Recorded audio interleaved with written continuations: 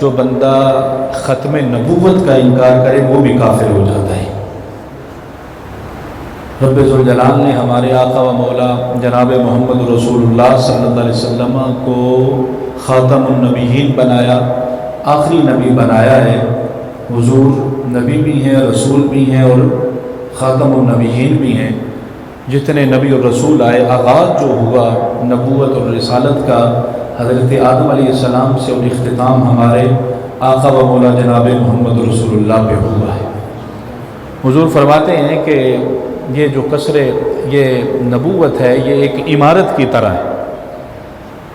فرمایا کہ مکمل عمارت ہے، لیکن اس پوری عمارت کے اندر ایک اینٹ کی جگہ خالی ہے۔ آقا فرماتے ہیں وہ آخری جو اینٹ ہے وہ میں ہوں۔ اب وہ قصر نبوت ہے وہ مکمل ہو چکا ہے، اب کوئی نبی نہیں ہو سکتا۔ کئی لوگوں کے ذہنوں میں یہ بھی سوال پیدا ہوتا ہے کہ حضور چونکہ آخری نبی ہیں تو قرب قیامت حضرت عیسیٰ بھی تو تشریف لائیں گے، اور قادیانی بھی یہی دلیل دیتے ہیں کہ اگر حضور آخری نبی ہیں تو حضرت عیسیٰ تو بعد میں آنا ہے، تو پھر آخری نبی تو نہ ہوئے سرکار۔ تو ہم سرکار کو جو کہتے ہیں نا آخری نبی ہیں، وہ خاتم النبیین ہیں، اس کا مطلب یہ ہے کہ حضور کے بعد کوئی نبی پیدا نہیں ہونے والا۔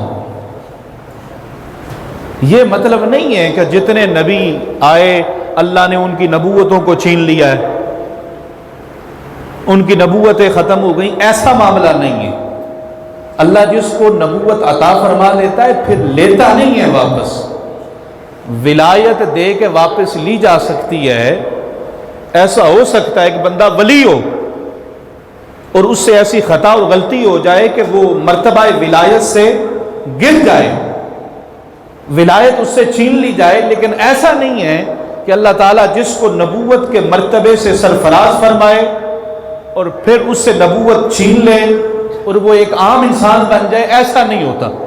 تو اللہ پاک نے حضرت عیسیٰ علیہ السلام کو نبوت عطا فرمائی ہے، رسالت عطا فرمائی ہے، تو قرب قیامت جو حضرت عیسیٰ علیہ السلام کا نزول ہوگا تو وہ نبی اور رسول ہوں گے، لیکن حضور کی ختم نبوت میں فرق نہیں آتا، اس لیے کہ خاتم النبیین کا معنی ہے کہ حضور آخری نبی ہیں، آقا کے بعد کوئی نیا نبی پیدا نہیں ہوگا۔ تو حضرت عیسیٰ تو پہلے کے ہیں۔ ہاں، حضرت عیسیٰ علیہ السلام پیدا نہیں ہو رہے بلکہ وہ آسمانوں سے نازل ہو رہے ہیں، اور مرزا خانہ دجال وہ نازل تو نہیں ہوا نا، وہ تو پیدا ہوا ہے۔ اور حضرت عیسیٰ علیہ السلام نبی اور رسول ہونے کے باوجود لوگوں کو اپنے پیچھے نہیں لگائیں گے، اپنا کلمہ نہیں پڑھائیں گے، انہوں نے دین عیسوی کی دعوت نہیں دینی، اور یہ نہیں کہنا کہ کلمہ پڑھو لا الہ الا اللہ عیسیٰ روح اللہ۔ انہوں نے آنا ضرور ہے، لیکن کلمہ جناب محمد رسول اللہ کا پڑھانا ہے، اسی دین کی دعوت دینی ہے، لوگوں کو مصطفیٰ کا غلام بنانا ہے۔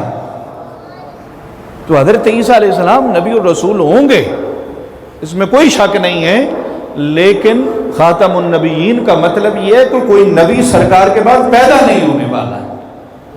یہ کانا دجال مرزا، اس کو انگریز نے پالا ہے اور تیار کیا ہے۔ اس کی وجہ کیا تھی؟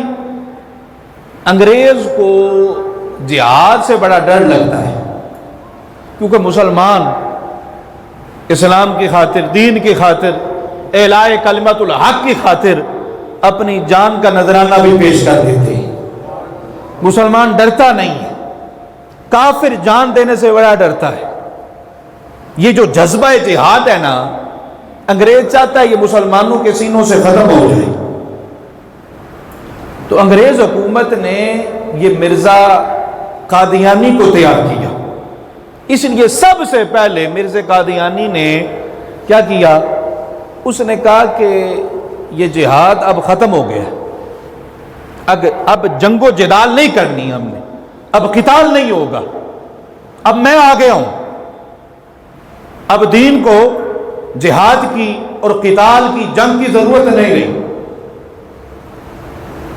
اور مرزا قادیانی نے تو اپنی کتابوں میں یہ لکھا ہے کہ میں نے جہاد کی ممانعت میں، یعنی جہاد کو روکنے کے لیے میں نے اتنا کچھ لکھا، اور انگریز حکومت کی اطاعت کرنے پہ میں نے اتنا مواد لکھ دیا ہے اور اتنی کتابیں لکھ دی ہیں، اگر ان کو اکٹھا کیا جائے تو 50 الماریاں بھر جائیں۔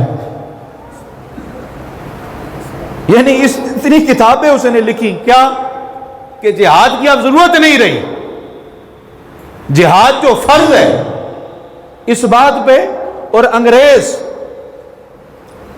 اس کی اطاعت ضروری ہے، اس پہ اتنی کتابیں لکھی، اتنا مواد جمع کیا ہے، اگر ان کو اکٹھا کیا جائے تو 50 الماریاں بھر جائیں۔ مرزا کان دجال نے تو نبوت کا دعویٰ کیا، معاذ اللہ، اگر یہ دعویٰ نہ بھی کرتا نا تو بھی کافر ہوتا، کیونکہ اس نے جہاد جو کہ فرض ہے اس کا انکار کیا ہے۔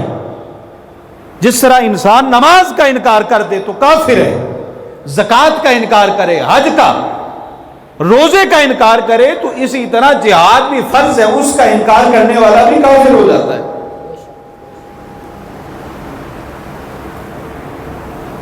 1901 کے اندر مرزا کان دجال نے نبوت کا دعویٰ کیا۔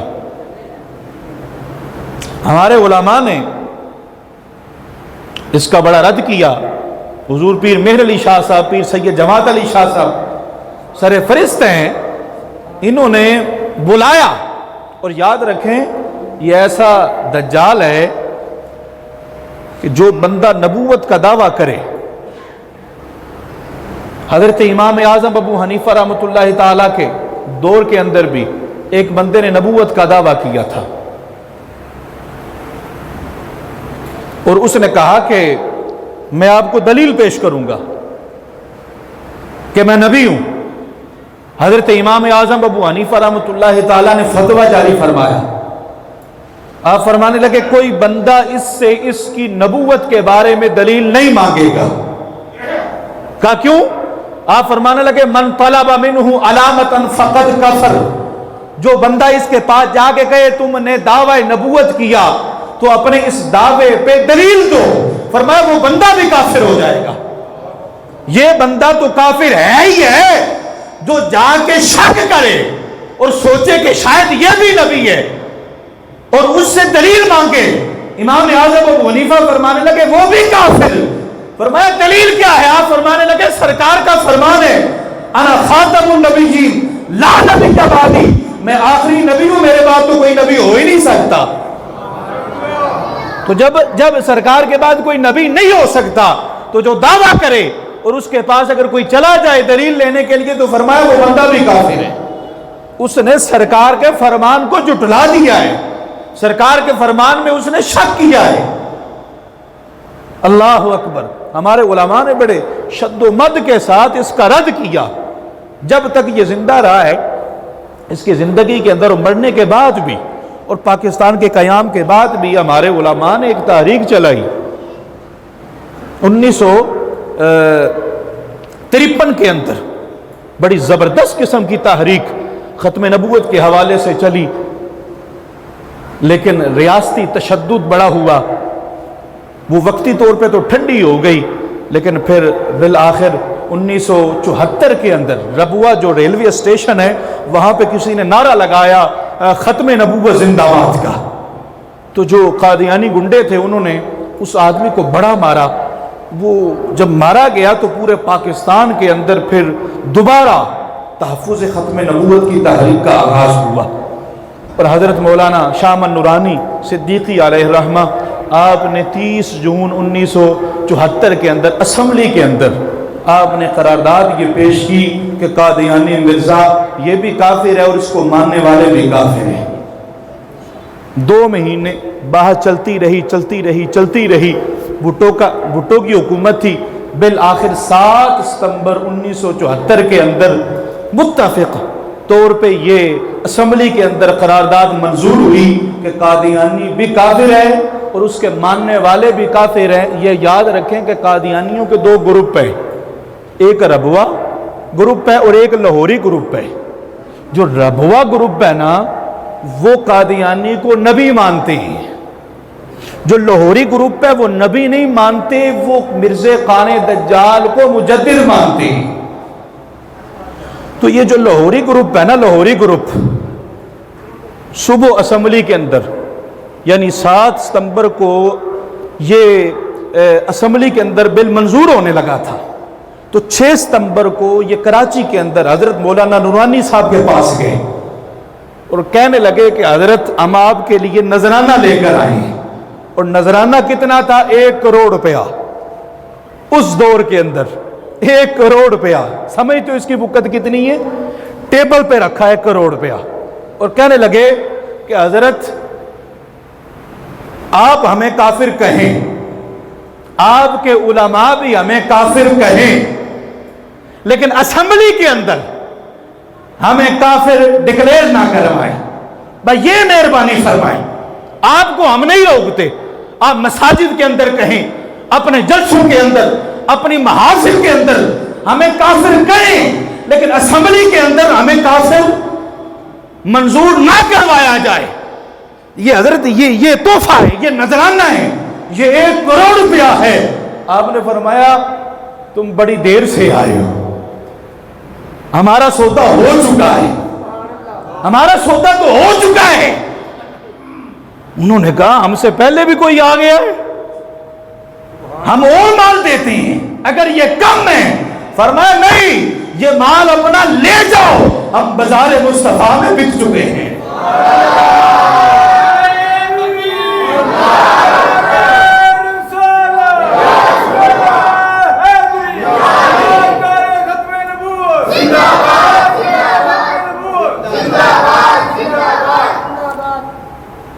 وقت چونکہ تھوڑا ہے تو انشاءاللہ اگلے جمعے ختم نبوت کے حوالے سے گفتگو کی جائے گی۔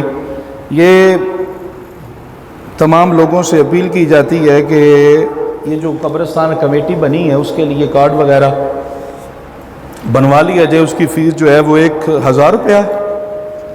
تو پہلے بھی پچھلے جمعے بھی وہ کہہ رہے تھے کہ پھر وہ اگر کوئی بندہ فوت ہو جاتا ہے پھر اس وقت قبر بنائی جاتی ہے اور کارڈ نہیں ہوتا، پھر اس ٹائم جھگڑا ہوتا ہے، تو اچھا نہیں ہے، تو آپ پہلے انتظام کر لیں۔ تمام احباب سے اپیل کی جاتی ہے تو